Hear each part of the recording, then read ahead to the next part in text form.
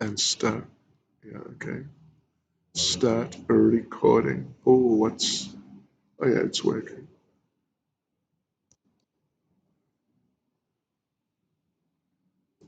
Hare Krishna, Hare Krishna, Krishna Krishna. Okay, sound is all right? All right, very good. There we go.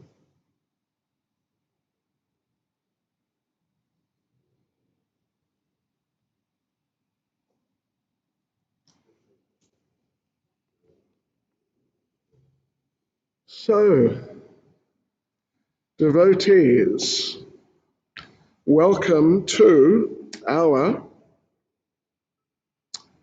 what is it, 16th session of Bhagavad Gita overview for Bhakti Shastri. Thank you for attending. Let us begin right away, as we've started a bit late due to the electrical problems here in Durban. So let us, though, start by reciting our prayers. Namah Vishnupadaya Krishna Presta Bhutale Shrimati Bhaktivedanta Swaminiti Namane Namaste Saraswati Deve Gauravani Pracharne Nirvishesha Shunyavadi Paschachade Shatarne Sri Krishna Chaitanya Prabhu Nityananda Sri Advaita Gadadha Shivasani Gaura Bhakta Vrinda Hare Krishna Krishna Krishna Hare Hare Hare Rama Rama Rama Hare Hare Vanchakapacharubyas cha kripa sindhubhya eva cha Patitanam pavanebhyo vaishnavebhyo namo namaha. Devotees, we're continuing with chapter 3. And this evening we are hoping to complete chapter 3. We have the final subsection of the fourth section about karma yoga, acting out of duty to set an example. So that we have to do, that's from verse, I think, 31. Let's just check. No, 33. Yeah. So we're going to start with verse 33 and go to the end of the chapter. Just to remind us a little from last night, that this section, the section where we are, the overall section, is about karma yoga or devotional service. Yeah. The point is raised a few times that ultimately we're talking about devotional service. Very similar and often the same principles apply. So the idea was that you, Arjuna, you think you're transcendental, you don't need to do your Kshatriya Dharma. But even if you really are transcendental, actually, still you should do your Kshatriya Dharma in order to set a good example for common people who don't really know about, like transcendental subjects particularly.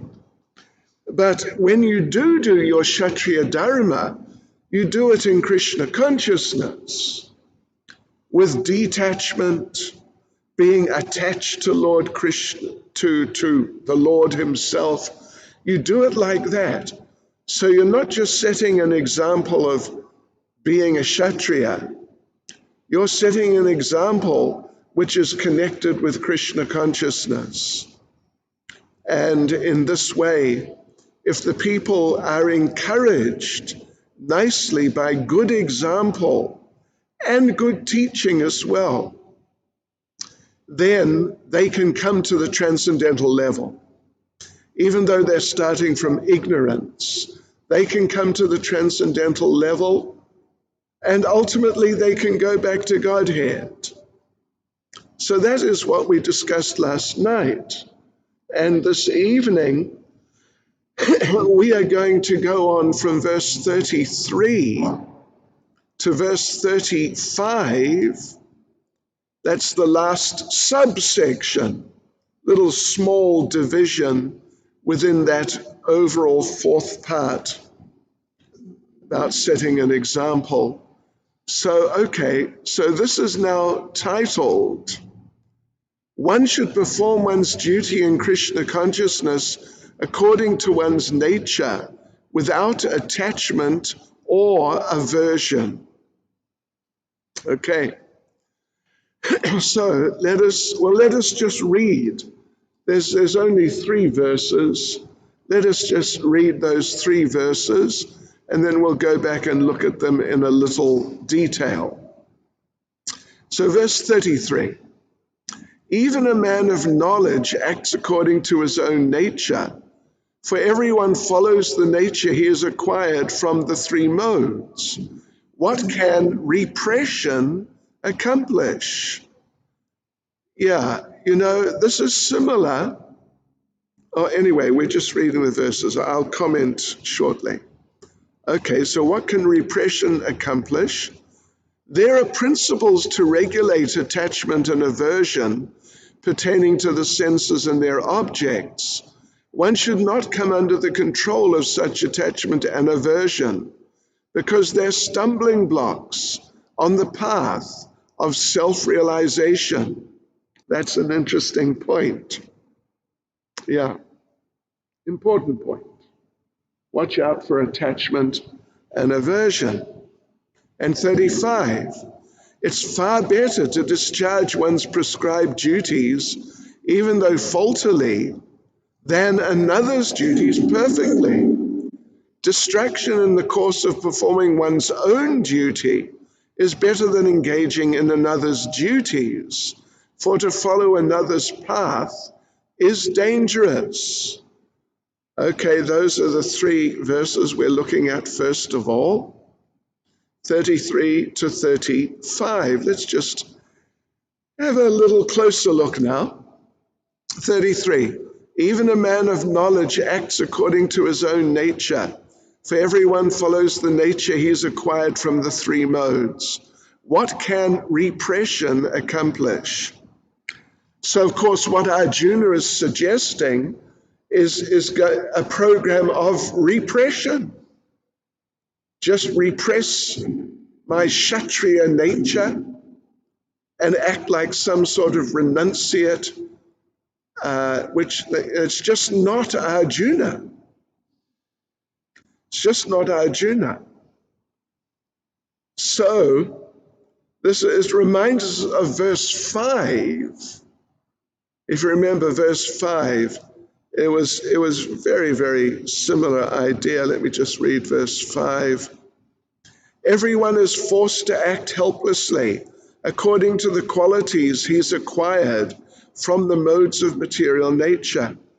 Therefore, no one can refrain from doing something, not even for a moment. You got to do something. If you don't do something, well, something is going to do you. So, yeah, something will push you to do it. Okay, so it's similar to verse 5, which we just read a moment ago.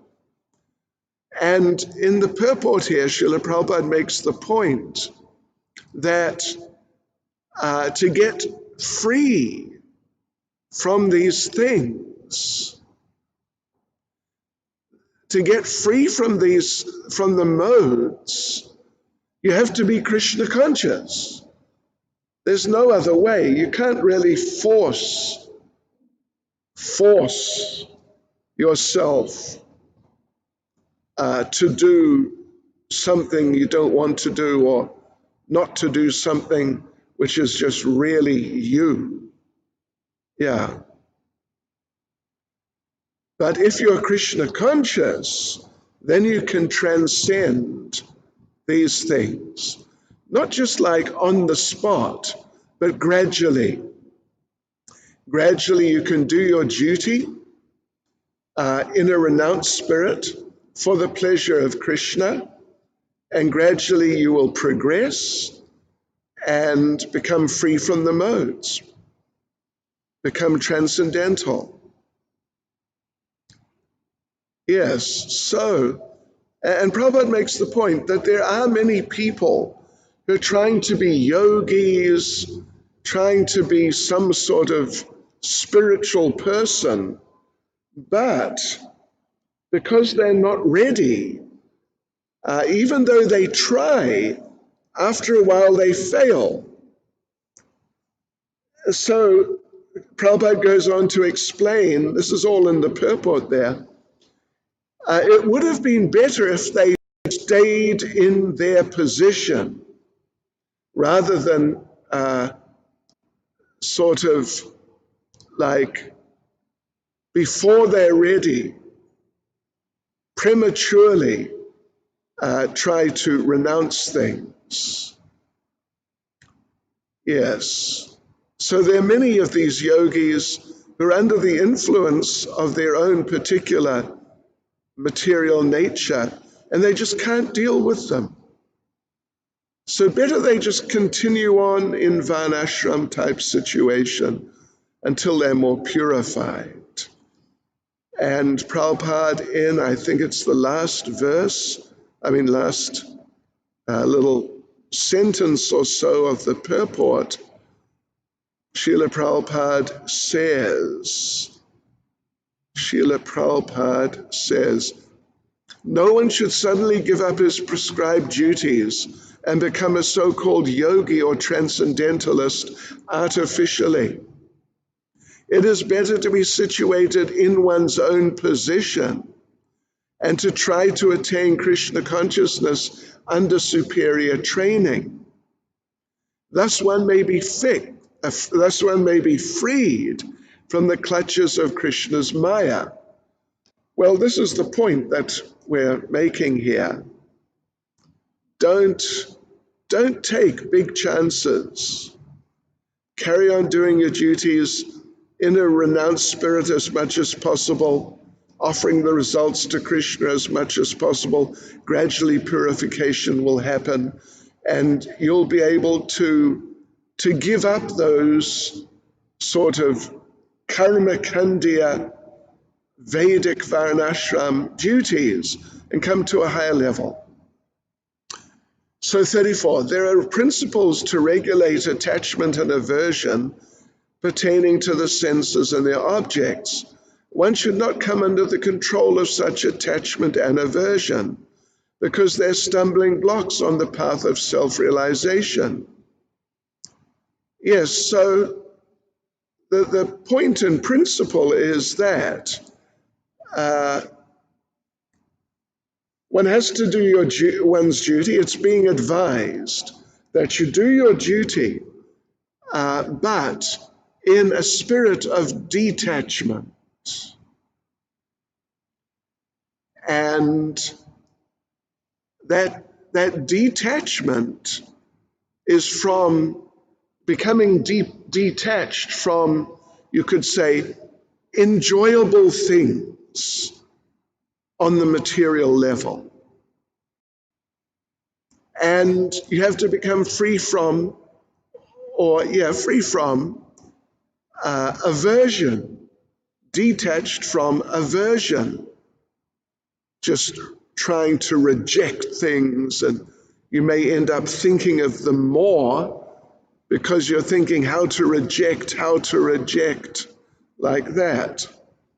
So there are principles for these people who are doing karma yoga, following the example of a more elevated devotee, performing their prescribed duties. For them to progress, they have to understand that we have to regulate attachment and aversion. If we just let our attachments and aversions just run wild, then we won't make progress. So Prabhupada gives some examples in the purport We have to avoid unrestricted sense enjoyment. Prabhupada gives the example of householder life in Krishna consciousness. So in householder life, in Krishna consciousness, then a person, a devotee, is allowed to engage in sex life, to produce children, but not unrestricted sex life. So as Krishna says, there are principles, there are rules to regulate these things, and one should stick by those rules. And be careful. And in the purport, Srila Prabhupada makes a kind of, well, it's a nice, expresses things in a nice way. Even though you're doing karma yoga or even devotional service, bhakti yoga, you must follow these principles for regulating attachment and aversion. Because even though you're engaged nicely in these ways, if you're not careful, as we read in the second chapter, just one of the senses, if it's not properly engaged, can lead a person astray. Just one of the senses.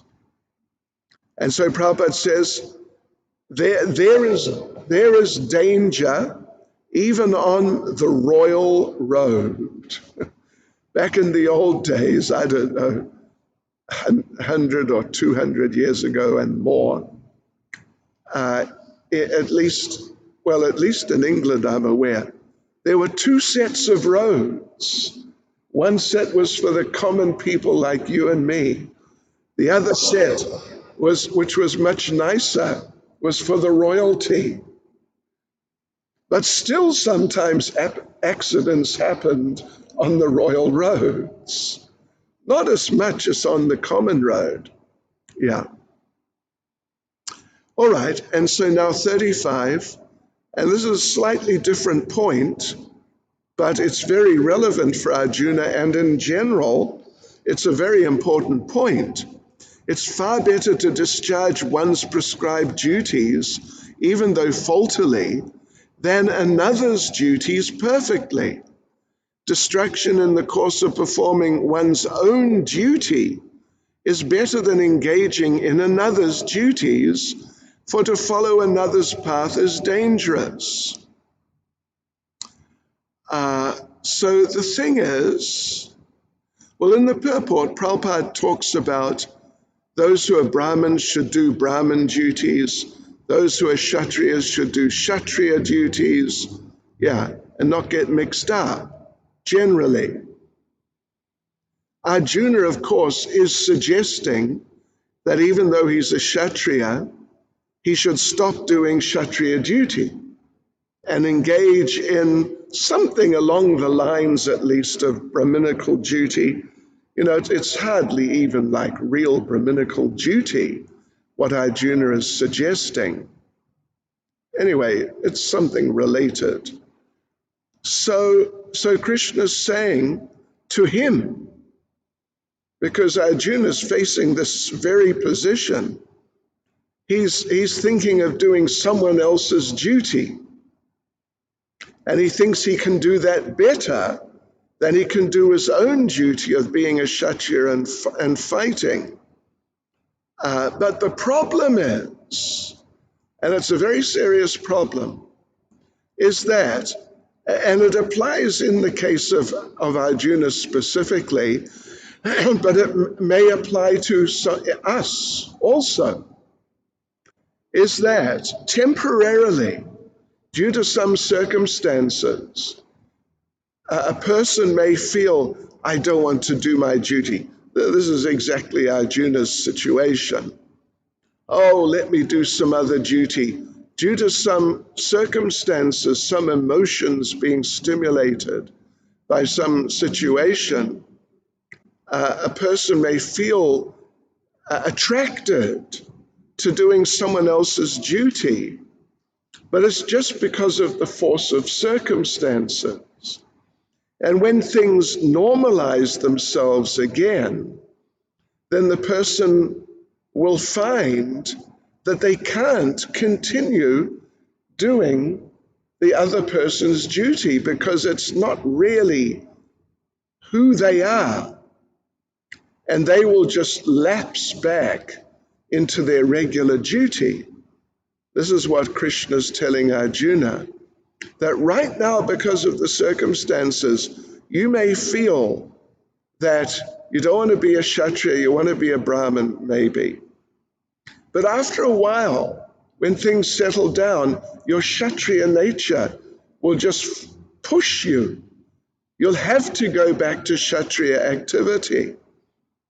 And if now you've got yourself involved in this other activity of another Varna, then you may become very confused. And therefore Krishna says to follow another's path is dangerous, because you'll find, no, I can't do it. Yeah, so a person will at least end up very confused about what to do and what not to do. So therefore Arjuna should just continue doing his Kshatriya duties, even though temporarily he feels uncomfortable like that. But then Prabhupada does make the point that if someone is fully Krishna conscious, they may be able to change their position in Varnashram. There are examples. Vishvamitra changed his position. What was he? He was a Kshatriya. Vishvamitra was Kshatriya. He became Brahmin because he was very advanced spiritually. But if you're just a normal person or even a normal devotee, you can't do that. The relevancy of this for devotees is that we're given duties to perform by the spiritual master, by the yatra authorities, and those duties that we're given to do, it's not just whimsical. Like, maybe just do this, or maybe just do that. No, Srila Prabhupada makes the point elsewhere that when you are given a duty by bona fide Krishna conscious authority, then you should understand Krishna wants you to do that. Krishna is behind more things than we might realize in Krishna consciousness. So then if we whimsically decide to give up that duty, Sri Sri Radha Radha Sri Giri Govardhan Sri Chaitanya Mahaprabhu Ki, if we whimsically decide to give up that duty, which has been given ultimately by Krishna, oh, that's bad. That's like a sort of a type of rejection of Krishna. Yes, okay, so on we go. And now we go to the last section from verse 36 to 40. Is it 2 or 3? 43. 36 to 43. Let's try and finish this evening. And the basic idea is that while you are engaged in these activities of karma yoga or devotional service, in that renounced spirit and offering everything to the Lord, then you should beware of lust and anger, because, well, as Prabhupada said, accidents can happen even on the royal road. If you're not careful, you can get into trouble. So it's kind of a change of subject, or at least a different element in the whole picture. So let's read through the verses to start off with. 36, Arjuna said, O descendant of Vrishni, by what is one impelled to sinful acts even unwillingly, as if engaged by force? 37, the Supreme Personality of Godhead said, it is lust only, Arjuna, which is born of contact with the material mode of passion and later transformed into wrath, and which is the all-devouring sinful enemy of this world. Maybe that reminds you of our verses in the second chapter, which were dealing with lust and anger. Yeah, anyway, let's carry on. 38, as fire is covered by smoke, as a mirror is covered by dust, or as the embryo is covered by the womb, the living entity is similarly covered by different degrees of this lust. 39, thus the wise living entity's pure consciousness becomes covered by his eternal enemy in the form of lust, which is never satisfied and which burns like fire. 40, the senses, the mind, and the intelligence are the sitting places of this lust. Through them, lust covers the real knowledge of the living entity and bewilders him. 41. Therefore, O Arjuna, best of the Bharatas, in the very beginning curb this great symbol of sin, lust, by regulating the senses, and slay this destroyer of knowledge and self-realization.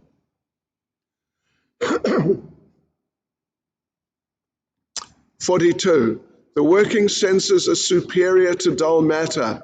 Mind is higher than the senses. Intelligence is still higher than the mind.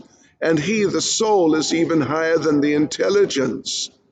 And the last verse in this whole chapter, 43. Thus knowing oneself to be transcendental to the material senses, mind, and intelligence, O mighty armed Arjuna, one should steady the mind by deliberate spiritual intelligence, Krishna consciousness, and thus by spiritual strength, conquer this insatiable enemy known as lust. Yeah, because while you're trying to do your karma yoga or your devotional service, your spiritual activity for your spiritual elevation, well, yeah, one's old nature, one's previous nature from before, undoubtedly will try to fight back. You think Maya's going to just give up like that? That Maya sees that there you are with a bead bag in your hand, and Maya says, oh, you've become a devotee, I give up. She won't give up without a good fight. All right, so 36. Arjuna said, O descendant of Vrishni, by what is one impelled to sinful acts even unwillingly, as if engaged by force? Anyway, that's the question. Yeah, we will give the answer when we read the next verse. That's the question. But the point is that our conditioned natures are so strong, our habits are so deeply ingrained, after not just a certain number of years of living in material life in this lifetime before becoming devotees, but from many lifetimes. So, and therefore we find that even though we're aware that, no, I shouldn't do this, this will not help me in my Krishna consciousness, but still we feel some sort of impulse, some pressure coming from inside us that, well, you know, maybe I can do it. These things happen, and I don't think that any of us have not had this experience. So then 37, what is it? That's the question from 36. What is this thing that forces us, even sometimes against our will? The Supreme Personality of Godhead said, it is lust only, Arjuna, which is born of contact with the material mode of passion and later transformed into wrath, and which is the all-devouring sinful enemy of this world.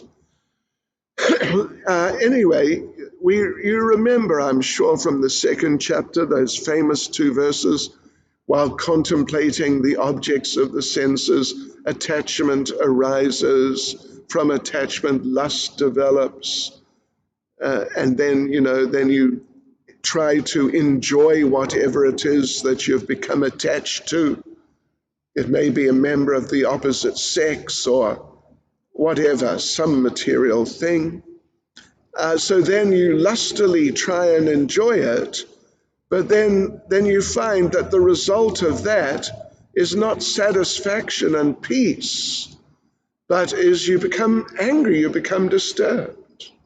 And then it becomes worse and gradually you fall down. So it's lust, which is born from us having contact with the mode of passion. And then it becomes transformed into anger. Okay, so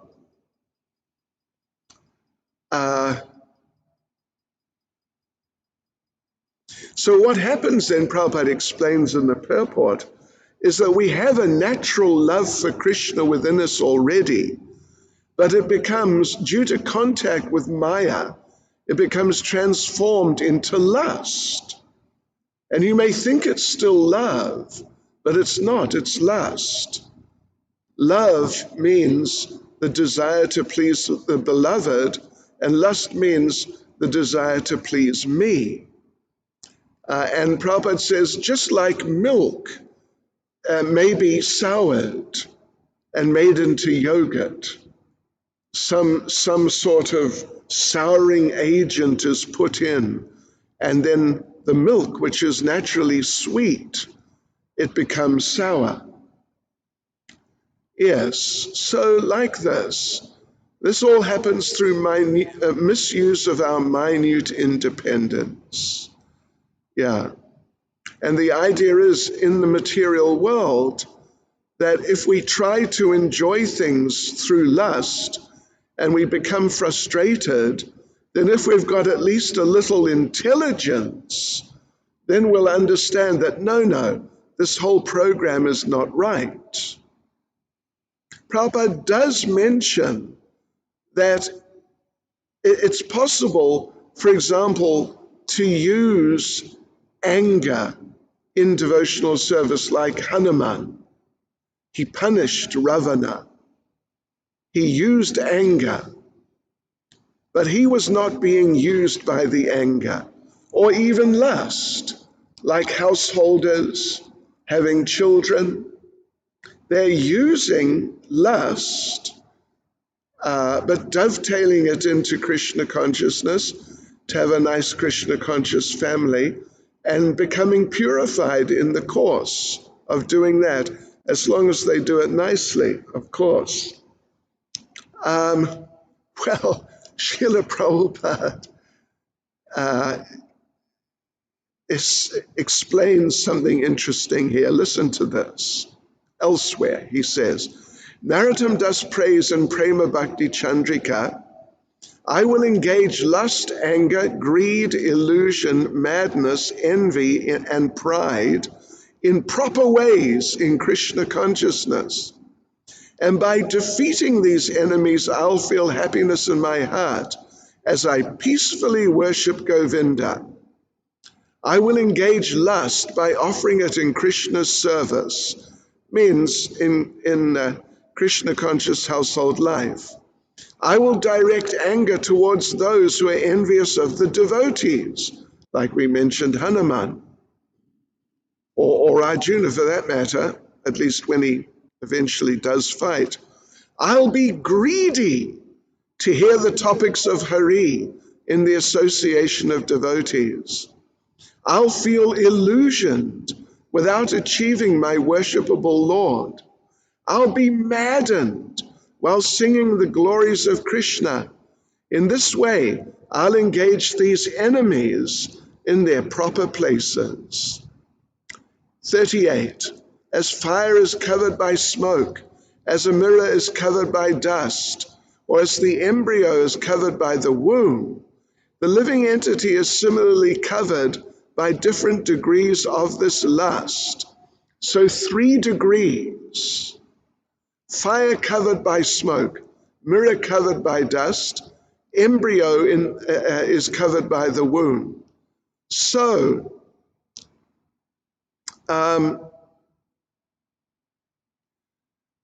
Prabhupada explains, of these 3 positions or situations or whatever, the best is fire covered by smoke, because you can perceive the fire under the smoke. Next, not as good, but it's next down, is a mirror covered by dust. But the worst is the embryo covered by the womb. You can't see the embryo because it really is covered by the womb. But anyway, the idea is that if we become Krishna conscious, particularly in the example of fire covered by smoke, if the lust is not so bad, if the lust is just like smoke, then the fire of Krishna consciousness, if the fire is handled nicely, then the fire will break through the smoke. So therefore that's the best position. And 39, thus the wise living entity's pure consciousness becomes covered by his eternal enemy in the form of lust, which is never satisfied and which burns like fire. I'll just mention from the previous verse 38. Prabhupada comments in the purport, in the human form of life, one can conquer the enemy lust by cultivation of Krishna consciousness under able guidance. So, Prabhupada, now 39, lust is never satisfied, it burns like fire. Prabhupada says, it's said in the Manusmriti that lust cannot be satisfied by any amount of sense enjoyment. Just as fire is never extinguished by a constant supply of fuel. Srila Prabhupada classically gave the example of pouring petrol on a fire. If you throw a whole lot of petrol on a fire, then due to the initial impact, the fire may go down momentarily. But then as soon as it gets hold of the petrol, then bang, it's going to come up stronger than it was before. Yes. So like this, Prabhupada explains that people in this world, they're like prisoners in a jail. And what is the prison? It's their lust. Their lust is keeping them imprisoned. If they become Krishna conscious, seriously, they'll become free from lust, and then they'll become free to act happily in Krishna consciousness. So Prabhupada says, I think at the end of the purport, let me just check. Srila Prabhupada says that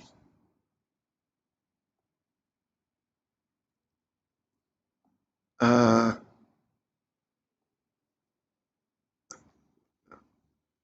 I doing?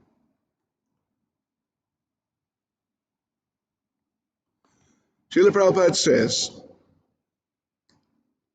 while one enjoys sense gratification, it may be that there's some feeling of happiness, but actually that so-called feeling of happiness is the ultimate enemy of the sense enjoyer.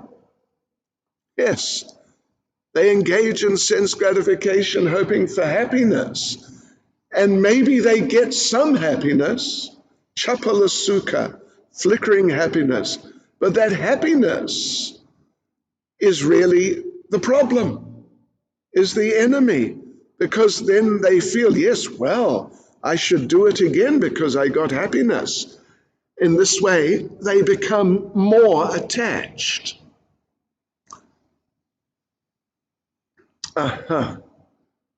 Okay, and then, so that was, oh no, okay.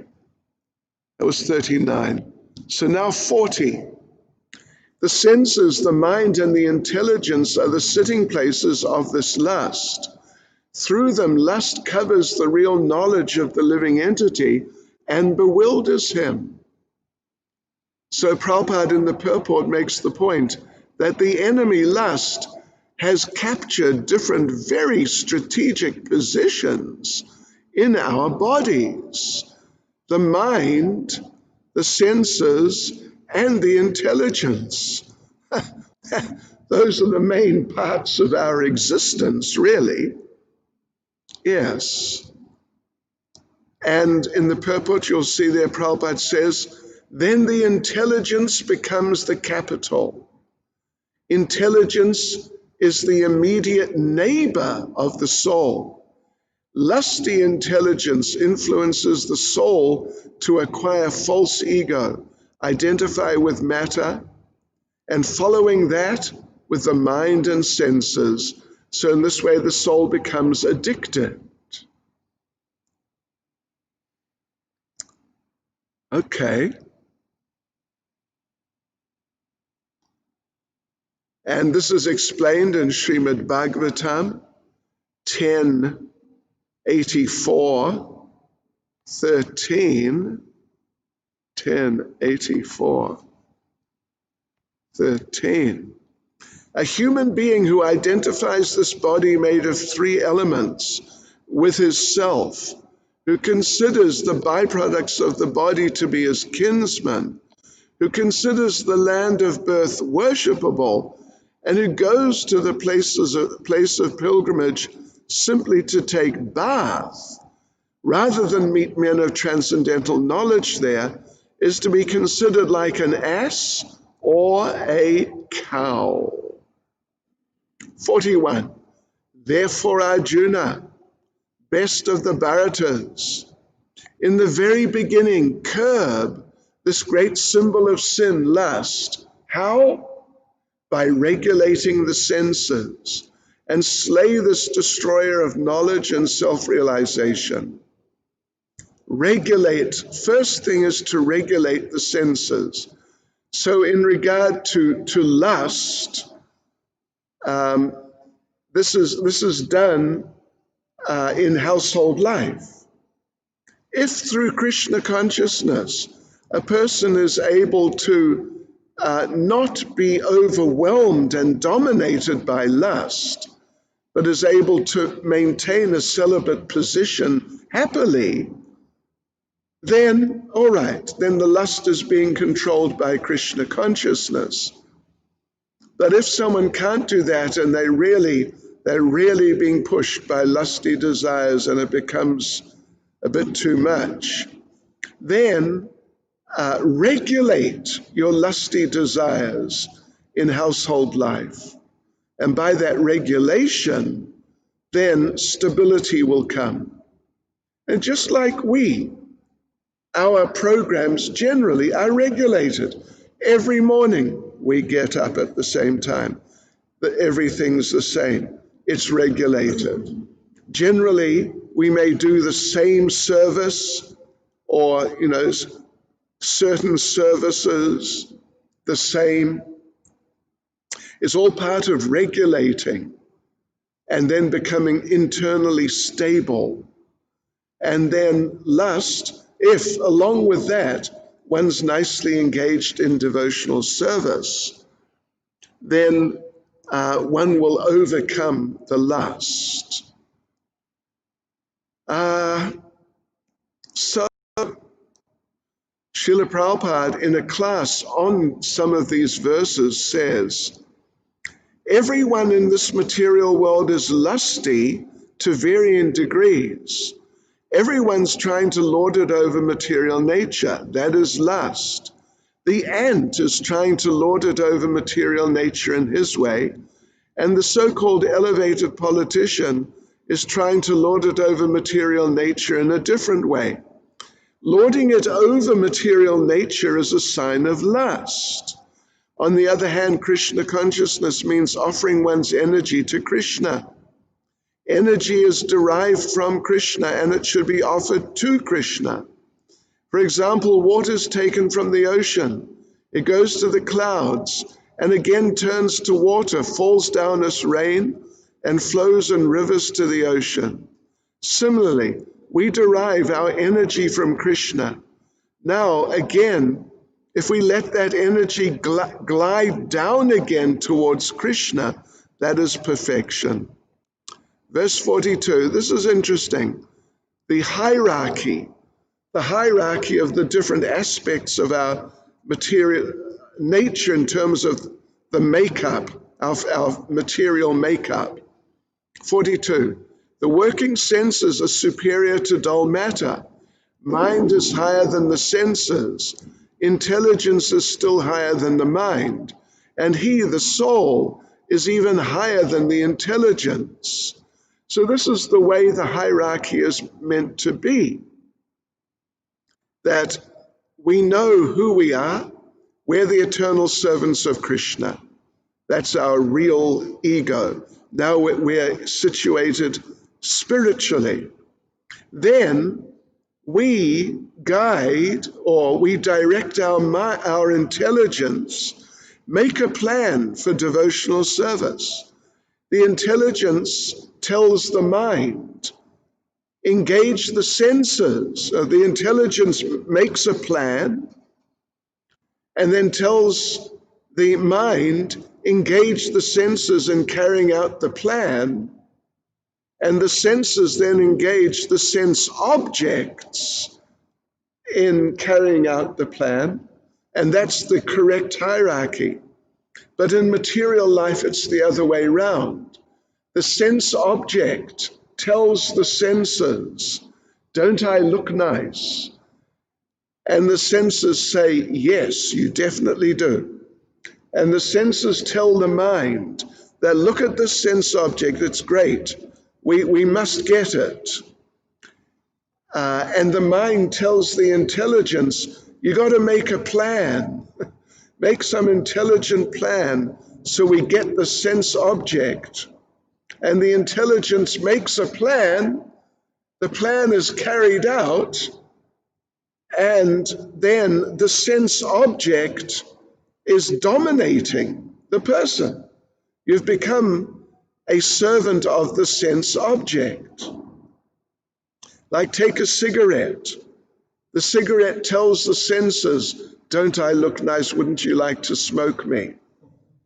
The senses tell the mind, hey, listen, look at this. Look at what we're perceiving. We're perceiving this beautiful cigarette. You should get it.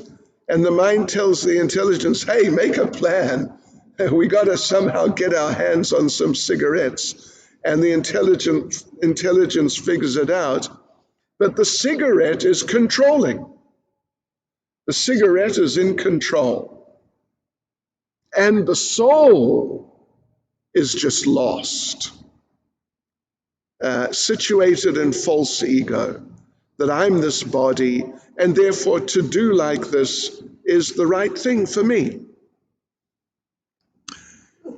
And then,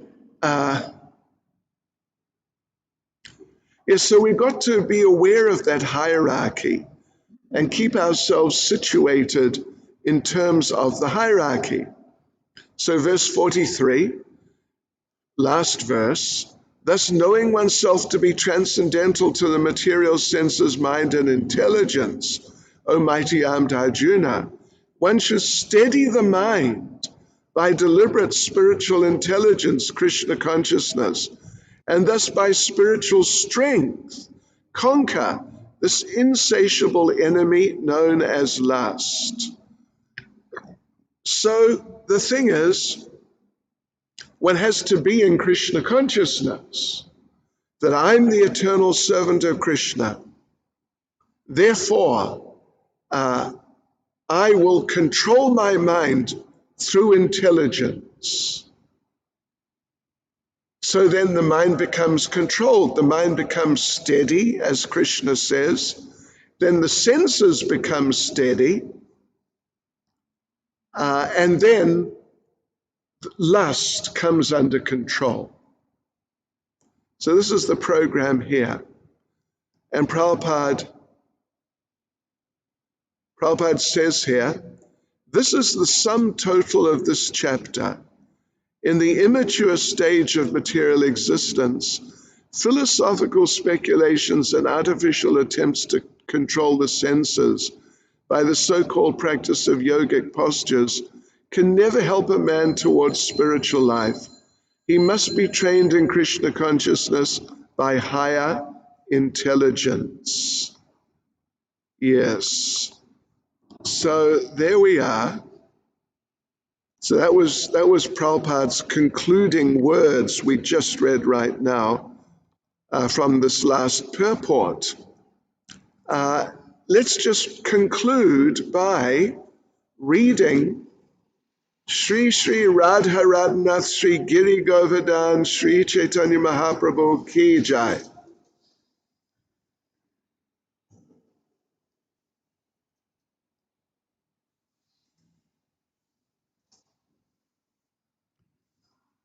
Okay, please just sit down for 2 minutes. I'm going to read comments by Srila Prabhupada on this verse and a couple of other verses just here. An excerpt from a class of Prabhupada's. It's very nice. Please listen to this. To stop material desires, we must take shelter of the lotus feet of Krishna. The waves of a river are constantly flowing and cannot be stopped, but the waves of the river flow toward the sea. When the tide crosses the ocean, it overwhelms the flowing of the river, and the river itself becomes overflooded. You follow? The ocean overwhelms the river which is coming into it. The waves from the sea become more prominent than the waves of the river. Similarly, the devotee with intelligence plans so many things for the service of the Lord in Krishna consciousness, so many things that stagnant material desires become overflooded by the desire to serve Krishna. As confirmed by Yamunacharya, since he's been engaged in the service of the lotus feet of the Lord, there's always a current of newer and newer desires flowing to serve Krishna. So much so that the stagnant desire of sex life becomes very insignificant. Hare Krishna. So the idea is to take shelter of the Lord and just get deeply absorbed in devotional service with intelligent plans, engaging the intelligence, engaging all the different aspects of our being. And then those old material desires, they'll just become washed away. Hare Krishna. Srila Prabhupada Ki Jai.